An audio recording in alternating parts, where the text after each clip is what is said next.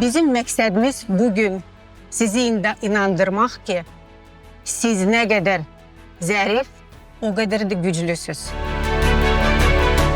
Dünya mədəniyyətinin xəzinəsinə nadir incilər bəxş etmiş, xalqımızın mənəvi dəyərlərinin formalaşmasında və inkişafında qadınlarımızın rolu böyük olub.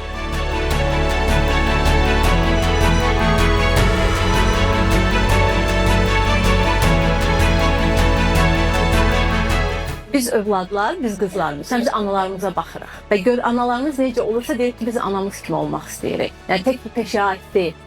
Siz güclü görəndə biz də deyirik ki, anam bu qədər problemlərə üzləşdi, amma yıxılmadı, bacardı və mən də bunu bacararam.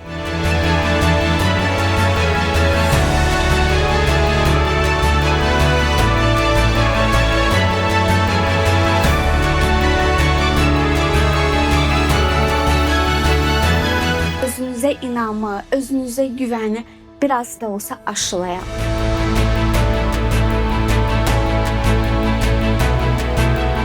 Bu güclü bir qadın arxasına onu başa düşən həyat yoldaşı olmalıdır. Bu ən böyük şərtlərdən biri də əziz qadınlarımız.